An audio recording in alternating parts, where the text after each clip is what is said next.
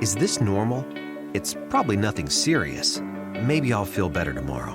Emergency symptoms can be good at hiding. That's why you shouldn't ignore symptoms like chest pain, high fever, trouble breathing, or severe stomach pain. They could be a medical emergency in disguise. Thankfully, an Eastside ER is ready to serve you 24/7 with fast wait times and dedicated ER experts, so we can quickly help turn your questions into answers. Visit eastsidemedical.com.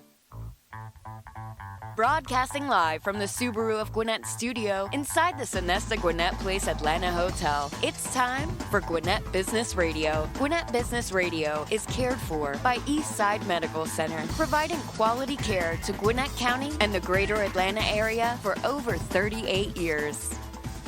And hello again, everybody, and welcome to Gwinnett Business Radio. We're broadcasting live from the Subaru of Gwinnett studio in the beautiful Sonesta Gwinnett Place Atlanta Hotel. And a quick reminder that love is what makes a Subaru. Get big savings and enjoy their hassle-free experience. Subaru of Gwinnett, where people sell cars. Visit Subaru of Gwinnett today and join their family and check out the difference. If you're already a Subaruist, follow them on Facebook and on social media for all the latest news, offers, and community events.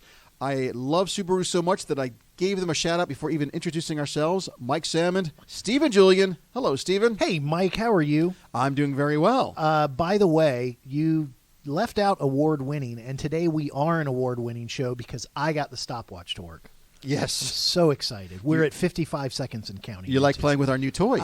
They're so awesome, and they're on the wall. Why not use them? It's that Georgia Tech engineer in you. Yeah, so if occasionally you hear 7 minutes, it's me saying where we're at on the show. Got that big old digital clock tells us how much time we have. It. We're 1 minute and 10 seconds into the show. I know, isn't that great? Yeah, very cool. I'm also honored to have with us Mercy Montgomery. She's the Economic Development Director with the City of Sugar Hill, one of our favorite cities here in Gwinnett County.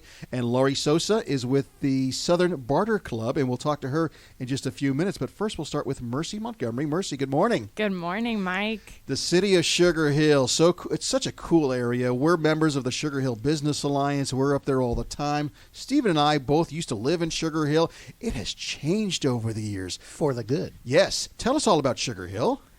It's a great city. I moved to Sugar Hill about 1.5 years ago from Athens, Georgia. Was a little sad to leave my stomping grounds there, but I love being in Gwinnett. So Sugar Hill is the 4th largest city in Gwinnett, which is kind of surprising to most folks. We're located in the northern part of the county, right on the edge, and have some great neighbors in our area and have been doing a lot of good things with community development, community engagement, and also really transforming and creating our own downtown.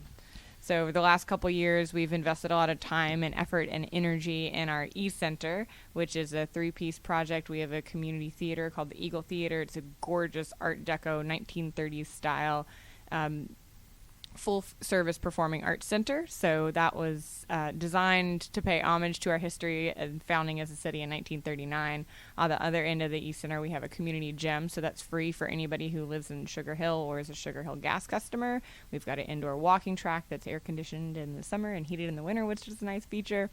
Community gym with pickleball, volleyball, basketball, and then community classes. And then in the center, the heart of the E-Center is really our businesses. So we've got 40,000 square feet, restaurant, retail. We'll have a rooftop bar coming. We've got some fantastic business partners that have chosen to really be part of the fabric of our community as we've grown. We have 2 mother-daughter-owned businesses, Latino-owned brewery, and a lot of great opportunities for people to come have an evening, an afternoon, a full day in downtown Sugar Hill. That's amazing. And you think, okay, wow, all these changes in Sugar Hill, these have probably been ongoing for 10 years. This has just been the last couple of years that all this has been happening. I think that says a lot about the community and the people that live there and the residents. There's so much support for what's going on downtown. Yeah, and this has really grown out. It's funny you mentioned 10 years, and it is something that's been very thoughtful and guided by our great community leadership, our city manager, and then the city staff that work on it day in and day out. But about a decade ago, we did a community survey and asked folks, where do you want to see our community grow and change as Gwinnett grows and changes around us? And people said they wanted a space they could call their own. They wanted their own restaurants, their own community businesses, their own gathering space so that you can go and have a meal with friends and family and neighbors. You can go to a show in the Eagle Theater, whether that's a concert with your friends or a movie with your kids, or you can go check out award-winning performing artists in the bowl, or just be able to walk down the street in our entertainment district with a beer or whatever drink your choice is and have a fun time together that feels like your own rather than traveling to other. We have great neighbors again, but people wanted something they felt like was theirs. And we're sitting here talking in September of 2019, and we've talked about all the development that's happened so far. One of my questions is, how much farther is it going to go? I know there are other city projects, but specifically about that e-center, how much more is there to be added, and what can people expect in that particular area of downtown? That's a wonderful question. So we've really focused on situating the e-center as the heart of our growing downtown and setting the tone for what we wanted future development, whether that was something that was initiated by the city or realistically more along the lines of direct private investment. But we've set the tone as an arts-focused community that is being built around relationships. Spaces for people to gather, to connect, to share ideas, to discuss, and just have a good time together. So with that public investment, we've really generated a lot of direct private projects as well. So just across the street, we've got the Broadstone development that's going to be bringing up additional housing opportunities to Sugar Hill. So that'll bring around 300 residential units to our downtown, as well as some streetscape retail. It's also been a very collaborative process, so they're adding in a community park since our former city green was located there, and we've relocated the Veterans Monument to a new and improved project that's going on right now. Should be finished probably closer to the end of this year, early 2020, and so that's going to really change the streetscape of Sugar Hill. And we're very passionate about understanding what our housing needs are and making sure that we have options for young professionals all the way up to folks that are young at heart. So we also have the Dogwood Forest project that's in progress, and so that'll be an assisted living facility with specialized memory care that's going in a little bit further down West Broad. And then the Prestwick development, which is, I believe, has been branded as the Bowery, is across adjacent from City Hall, close to Sugar Hill Church, and that's going to also provide residential opportunities, mixed use, some retail. I believe they're considering doing a brew pub on site, which is going to be a nice addition. And that is kind of integrated into the fabric of traditional single-family homes that are close by. So we want to be able to provide housing opportunities so that everyone has a chance to live, work, and play in Sugar Hill. A lot of gems. You've talked about the East Center, and you've got a beautiful City Hall there, and the bowl. And I want to focus on the bowl a little bit because you've got some fun acts that come through there. And I've already been to several concerts there. I love the intimacy. I mean, you feel like there's no bad seats. You're close no matter where you are, but you've got some great acts coming up. Talk about some of the acts that you've had there and that you're going to have in the future. Absolutely. So we can't reveal 2020 just yet. We're going to leave you guys in suspense, but we've had a fantastic season at the Bowl. Originally, we were planned to kick off in early May with Trace Adkins and Clint Black kind of double headlining, and unfortunately, weather had other plans, but Trace Adkins is actually coming back to Sugar Hill tonight, so he will be rocking the Bowl stage. And then Saturday we have the Commodores, and that'll close out our 2019 season.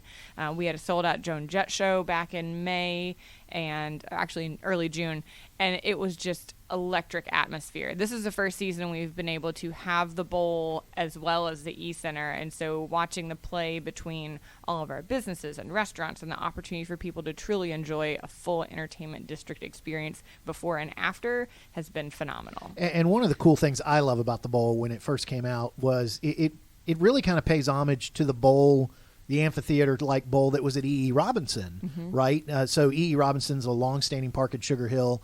It's a great mixture. You know, the E-Center is all this retail and it's more modern and up-to-date, a lot of buildings. E.E. Robinson, beautiful fields, lots of baseball fields, tennis courts, all this kind of stuff. And it had this amphitheater. So I felt like it was Sugar Hill's way of saying, no, we know what was one of the best parts about our place, and now we've just made it a little bit better and more centralized. So kudos for that. That's not really a question. That's just a kudos to that. But let me ask this question. Up to this point, and the E-Center is not fully full as far as retailers, right? You guys are still Correct. looking. So we'll make sure to listen to the end of the interview, and Mercy will tell you how to get a hold of her so you can bring more economic development to Sugar Hill. How many visitors how many people do you guys have stats yet of what kind of traffic you're getting through the E-Center? That's a wonderful question. I think it's still a little bit too early to say definitively what the draw is. I can tell you we have at least 7,000, if not 7,500 by now, folks that have actively come in, had their photo taken, which is a big step for some people, and signed up for membership at our community gym. And that's just the gym portion. So that's membership. That is membership. You can draw some conclusions off that you're getting thousands and thousands of people coming through almost daily. Absolutely. Those are folks that we know have actively come and signed up and participated in the recreation side of things. And I know that our businesses have felt very welcomed and supported. And our Eagle Theater has hundreds of people week to week for our movie series. So we've got a lot of folks flowing through. Well, and what's better, going to the community gym that I get to go to for free if I'm a resident of Sugar Hill or a gas customer, and then when I get done doing a nice good workout, going down and having a little pizza or going down and having a little brew. I mean, that's the whole purpose of working out, is so that I can go and not feel bad about the slice of pizza. It's all about balance. Amen. Mercy is and we're talking with Mercy Montgomery with the City of Sugar Hill. She's the Economic Development Director. As the Economic Development Director, you mentioned already some of the restaurants and businesses that are downtown. What are some other businesses that you would like to attract to downtown Sugar Hill? That's a wonderful question. So we have been very intentional about the types of restaurants we've attracted. We have a mother-daughter-owned coffee, dessert, wine bar, and then, as I mentioned, the Latino-owned brewery. We've got Central City Tavern, which is a great concept, Crazy Do's Pizza. So there's a lot going on. We wanted to create unique experiences. We recognize that we have the benefit of being situated very close to 85 and Mall of Georgia and other options in the area, but we wanted to create spaces that were unique to Sugar Hill. So we're really looking for unique concepts, folks that are actively investing in communities and want to be part of the fabric. We're looking for people who want to be partners in this growth that we're in the tone that we're setting. So we do have a couple of spaces still available in the East Center. I'm looking for maybe a really good ice cream shop. That's kind of one of my weaknesses. And then we've also got a rooftop bar space that's just stunning views of the bowl and our pond out in the area. That's available for somebody for the taking right now. It is for the right tenant, yes. Yeah. All right, so sounds like a Business RadioX studio location. We're broadcasting from above Sugar Hill. That's right, above the bowl. I like that. There you go. I'm going to test your how much of a politician you are. Okay. Because because you're not a politician. You're the economic director of economic development of Sugar Hill. What's your favorite thing to do in Sugar Hill? That's a tough question. I There's know. a lot. I know. You can only pick one. No, all I'm right. just kidding. Weeknight, it would be meet up with friends at the brewery for a beer. Okay.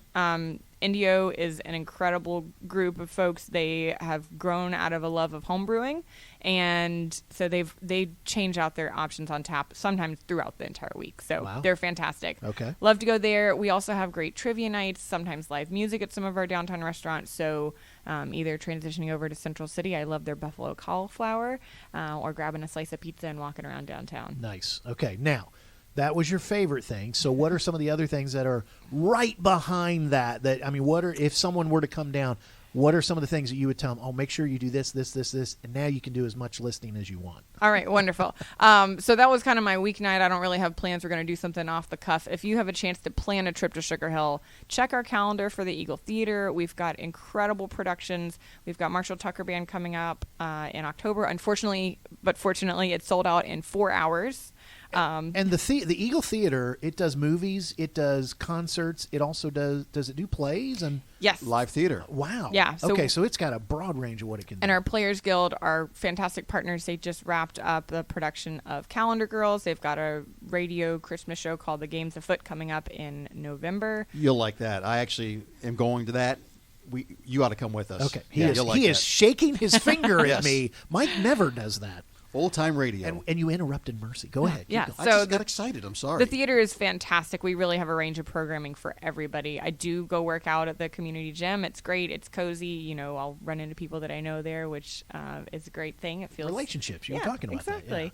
that. Yeah. And then obviously the bowl is fantastic. We're wrapping up the season there, and we've got a ton of community events coming up this fall. So want to extend an invitation for everybody to join us for Sugar Rush, October 19th.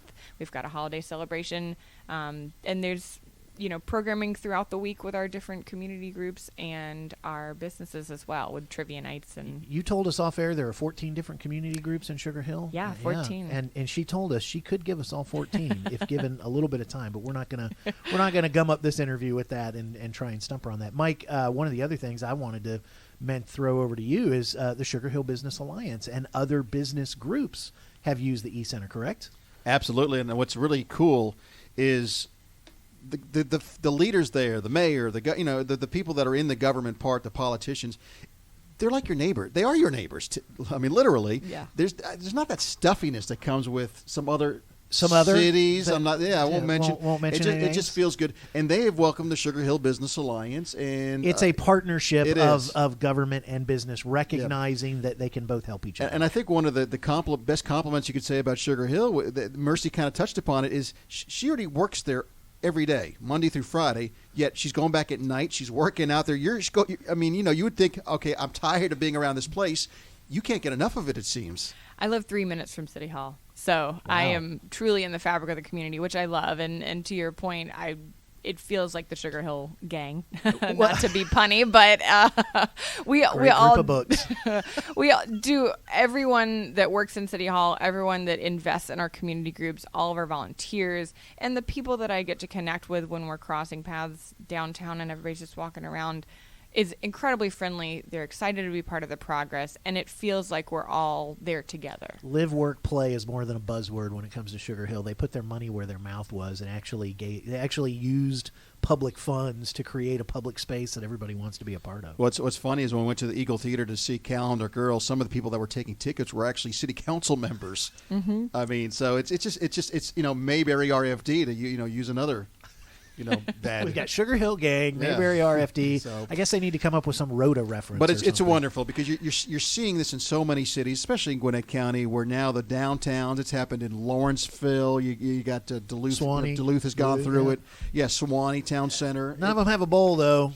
None of them have a bowl. And but again, not to pick favorites, but every city has its own unique. Well, they do it different, thing. Right? Yes. Everybody does it a little different. I love Swanee, and Sugar Hill's good too, and so that's good. Like you said, you have good neighbors, right? There you go. Yep. Well, Mercy, for those that would like to find out more about the city of Sugar Hill, maybe they want to bring their retail, restaurant, whatever to your area. Maybe. Well, after listening to this, I would think they're going to be on the phone right away. Absolutely. What's the best way to find out more or to move forward? Absolutely.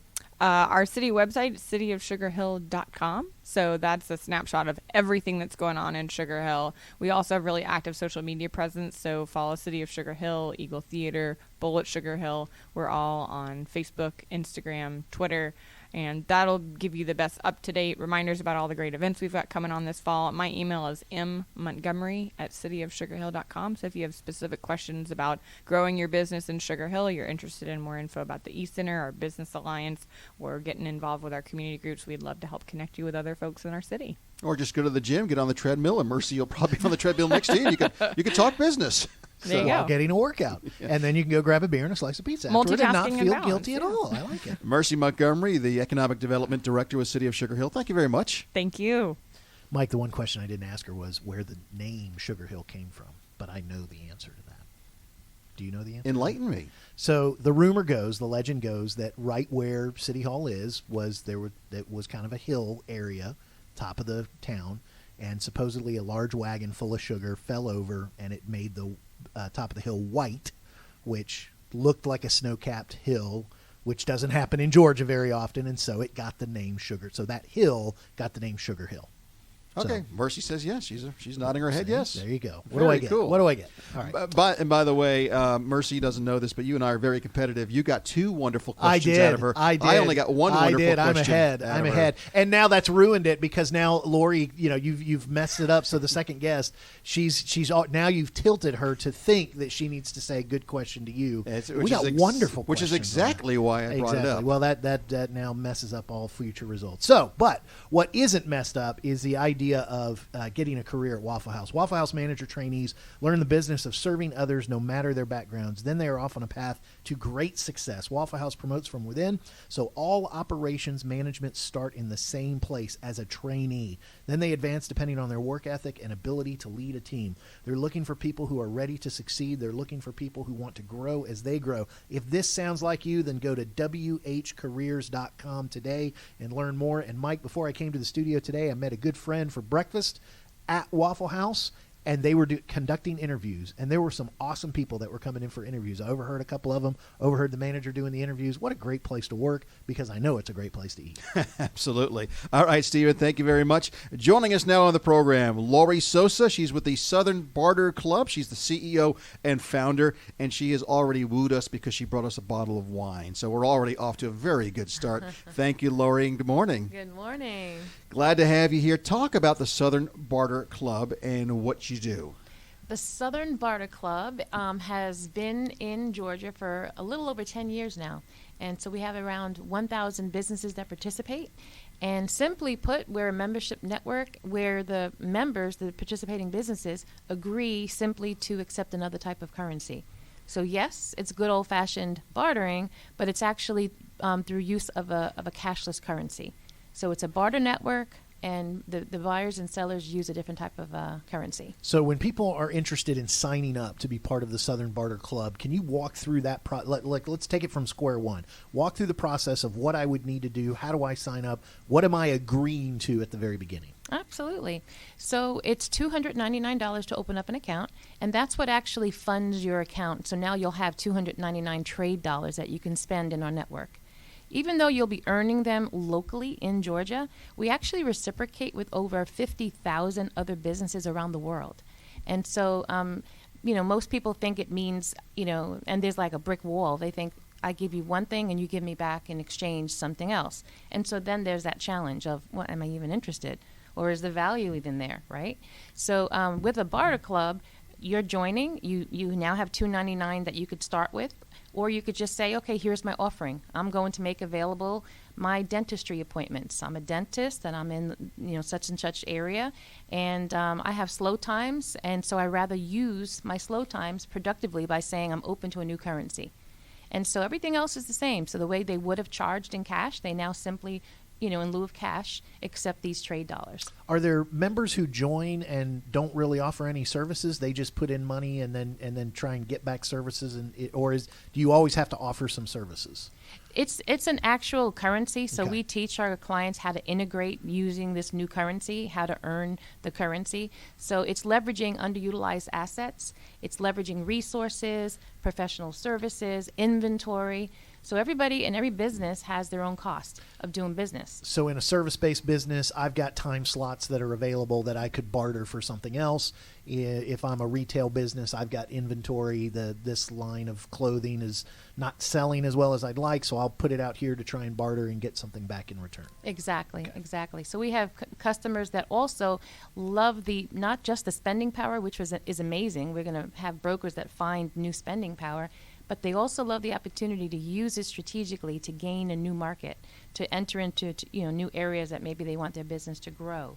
And you know what happens when you do a good job, whether it be cash or whether it be in another currency, is there's word of mouth advertising. And so they love how when they're doing a job, it could be a carpet cleaning company that accepts a project on barter, pulls up, and they're in their van, and there's writing on the van, and so all the neighbors now see, XYZ carpet cleaning company was in the neighborhood, and they could jot down the number, or they may just simply ask the person that had the carpet cleaning.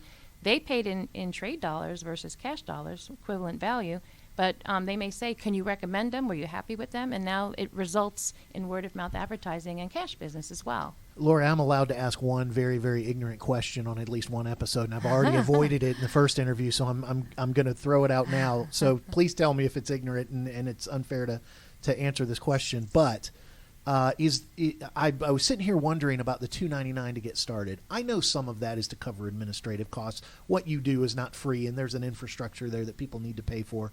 Is part of it also so that the people entering the network, their first experience can be with getting something in return. They have some money to spend right away rather than, well, I'm not going to spend anything until my services get picked up. Is that part of the thinking behind that? It is, and that's a very good question. Dang it.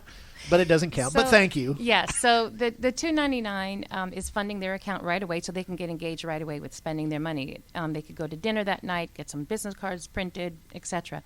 But the reasoning behind it, actually, besides that, is we really want our businesses to get engaged. So sometimes when things are not, when they're simply just given and it's free, and there's not much of a commitment that way. And we found that 10 years later. So we want we don't just want a directory. Yeah, we don't just want a directory of 1,000 businesses. We want them engaged. We want them trading.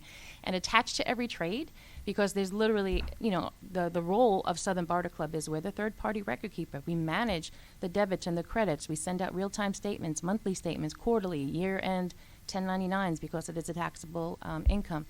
But our role is also is putting two businesses together that otherwise would not have been engaged. They may know of each other. They may have thought about doing business together, but have they really been engaged and conducted commerce? And so that's beautiful about the Barter Club is we're not going to introduce this dentist to, this pizzeria over here owner that, already is paying cash. That would not make sense. We're not here to take away cash business. Actually, bartering helps you keep your cash in your business and gain market share and gain new clients. And so there's a lot of, other benefits besides the spending power. But attached to every trade, when we are actually doing the brokering, putting the clients together, maintaining the directory, and being the third-party record keeper, there's a 6% cash transaction fee. So I'll just give you a quick example. We were talking about theaters. There's a theater here in Georgia that wanted to be on some billboards. So for 6 months, I think it was like $10,000 for the fees to be on the billboards. So instead of spending $10,000 cash to be on the billboards, what they did was they gave us season passes and being able to also rent out the theater, like the lobby, for an event or something like that. And that's something our brokers now put out to the network. And so it could be a business that says, oh, we're going to gift these to our employees, or we're going to use this as an incentive tool, to our sales commissioned, employees, etc. And so instead of spending, $10,000 on billboards, the little 6% fee, processing fee, was $600. Where can you get on a billboard for $600 for 6 months to be on a billboard for $600? And we're bringing a whole new market share, a whole new, group of people over time that's going to be coming into the theater.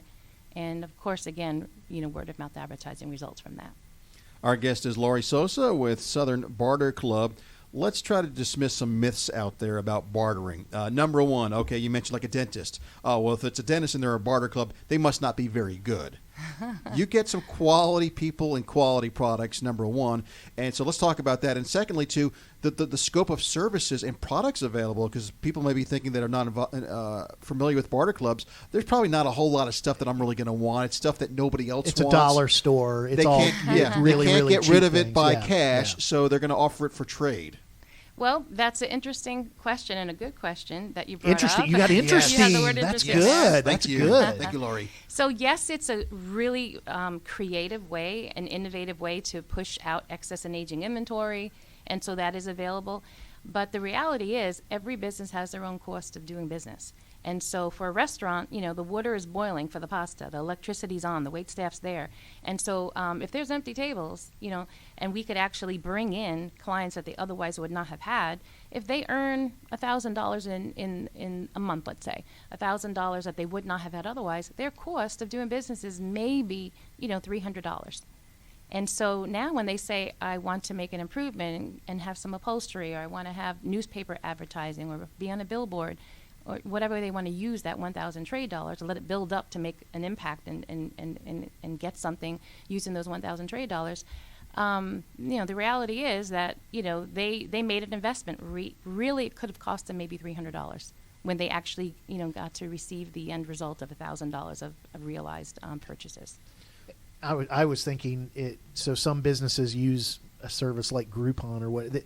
It's the chance to bring in more clients. Absolutely. And some of those clients can become cash paying clients down the road. And if they stay barter clients, there's still a value you receive in return, and it's a whole lot better than sitting empty. Absolutely, absolutely. And so if you go into a restaurant, for example, and you purchase, maybe I'm an attorney and I make available my legal services and accept the trade currency, and I bank them for when I want to use them, I may have a potential client that I want to meet for lunch. And so I'm going to look in the directory and conserve my cash and say, okay, I'm going to go and use, a restaurant in the directory. And so when I go, business as usual. We have a nice lunch, a nice meeting, and then when we go to pay, I simply put my barter card inside the folder. And so now when they come back, I pay cash for the taxes and the tip, but the meal was on barter. The restaurant owner earned the barter dollars. I'm happy I got to spend the barter dollars, but guess what? The person that I brought, my client, was not in the barter system. They were now introduced to a new restaurant, perhaps that they never had been in. And then hopefully, if it was a great experience, they're going to come back with their mate or their colleague, or they're going to recommend the restaurant. So we're talking restaurants. You mentioned dentists, billboard advertising. I assume travel agent. Tell me if I'm wrong. Travel agencies. Oh my goodness! I mean, just Is there anything that's not in there? That might be with 1,000 businesses. Right. The better question.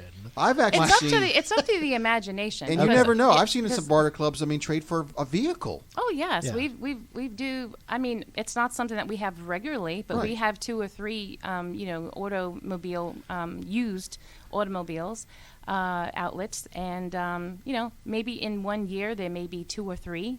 But if it's something that's a request that keeps coming in, and we get referrals because we grow the database off of of referrals and demand. But yeah, I mean, automobiles. We've sold several boats, trailers. We've sold land. We have land right now. Up in the North Georgia mountains. Yeah. Wow. Plastic surgery. My children, when they were younger, they're now in high school, but from 3 years old till they were 12 years old, they were in an American Montessori International, $20,000 a year that was spent on trade dollars. I think you bring up a good point. Let's say I'm a painter, and I'm willing to trade out. I don't have $3,000 or whatever to get braces for my child, but I'll tell you what, I'll trade out and paint somebody's house in exchange for those trade dollars, and then I'll use those with a dentist to get braces, so there's no cash out of my pocket. Exactly. And the dentist doesn't have to have, that's the beauty of it, doesn't have to have the need for painting. Exactly. So the It's dentist somebody simply else. says, Yeah. I am open to accepting another form of currency. And so they just accept it, and then they, bank it for when they want to spend it on something. What kind of businesses are you looking for? Who would you like to attract that maybe you don't have yet? Since it's an organization that's made up of businesses, the biggest demand that we have is printing and signage and, advertising, marketing. Those are, big demands.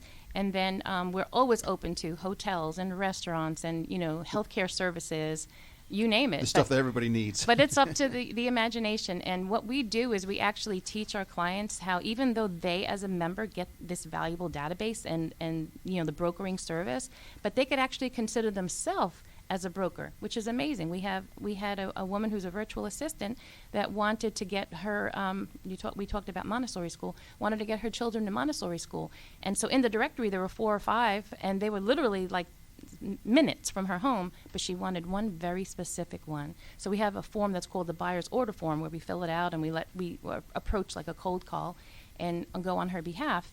And the woman was just wasn't interested, didn't get it, and that's okay, and it wasn't for her and wasn't interested. So we then said, look, you have a valuable directory. Find out what it is that she's getting ready to spend cash on in the next 30, 60, 90 days, and you broker it. You pay for it with your barter dollars. And it turned out that they needed spiritware, and they needed a $13,000 playground set. And so we have a playground manufacturer that she used her barter dollars and got the playground built for the Montessori school. They never joined Southern Barter Club. That's okay. But our client won. She got what she wanted, and she was able to get them the spiritware, and she was able to get them the playground. And so her, The look on Steven's face right now. Well, listen, so my day job is I'm an independent financial advisor. My compliance department doesn't allow me to say much beyond that. But one of the things that I was sitting here thinking is there are times when I'm working with clients. One of the things my industry does not do a good job of is educating at times. We kind of talk over people's heads, and when we find a good financial investment idea, everybody does it, and it confuses people. I would imagine there's a level of education that goes into learning how to do bartering. But you already said it. You said we try to teach our clients. You'll hold their hand as much as you can to help them have this be a successful thing. Absolutely. So we, encourage once a month. We have a networking event, an orientation, onboarding. And that's where most of the activity starts is, right firsthand. It's usually smaller numbers, maybe 20, 25 that come in. But that's where they get excited. They get to understand. They hear other, members that just joined or recently joined and what they could do to get out of the trade.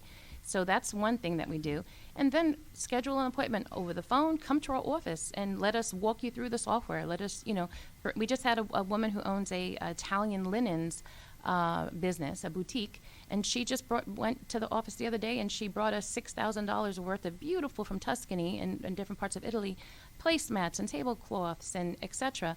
All brand new and beautiful, but she wanted to make a purchase and get new websites and redesign her business. And so she came to the office and didn't want to wait, until we had our monthly orientation. We welcome that. And then once a year we do have an expo. It's the first Sunday of December. And there's a lot of trading activity that goes on there. That's fun. A lot of great information. Thank you, Laurie. We're running a little over, but I do want to ask you one quick question. I'm hearing all this barter talk. Are there tax benefits, tax advantages to using barter rather than cash, to both either the one that's looking for the service or giving the service? That's a good question. Basically, there's no tax implications other than as if it was a cash transaction. The barter transaction is the same. So there's no disadvantages to bartering, but the advantage of bartering is it's newfound business you wouldn't have had otherwise. But at the end of the year, you will be getting a 1099 from your barter club. We're the third-party record keeper. It's the law.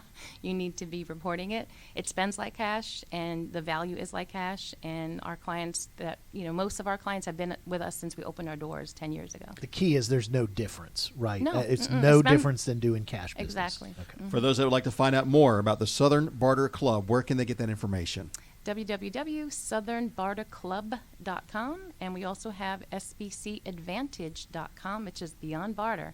Unbelievable deep discounts and significant savings outside of barter. She just gave a tease. Ooh, interesting. Okay. Thank you, Laurie, very much. Thank you for having me. Laurie Sossa with Southern Barter Club here on Gwinnett Business Radio. By the way, we need to decide on the scale. Is wonderful question better than good question? And what are the points for interesting question? So interesting question is 5 times worth more. So I think I won today. Well, wait a minute. I got the interesting question. You got good question. Oh, I thought I had the interesting question. And I got 2 wonderful questions to your one. Well, the interesting question. then is a -3. Yeah, sure. What I do know is I can tell you what it means for quality care that's close to home. Gwinnett Business Radio is cared for by Eastside Medical Center, and they've been a community healthcare leader for over 39 years, nationally recognized for patient safety. Eastside focuses on delivering quality care with exceptional outcomes by using the most advanced technology and experienced physicians. For more information on Eastside's system of care, visit eastsidemedical.com. That was a great read. That was a wonderful read. You just got a +3. You won. All right, fine. Want to thank Mercy Montgomery, City of Sugar Hill, for joining us, and Laurie Sossa with the Southern Barter Club. A reminder, you can listen to this show or any of our shows. 7 years or so worth of shows now? Wonderful shows with you as a award-winning host. shows. Award-winning. Yes. You're an incredible host, though. You're a wonderful host. I'm so lost and right Trey now. is an interesting producer. Go to businessradiox.com, select the Gwinnett Studio, and click on Gwinnett Business Radio, and you'll see all our shows and the thousands of guests that we've had over the years. 2 great guests today. Thank you both for joining us. And for Trey and for our listeners, we'll see you next time here on Gwinnett Business Radio.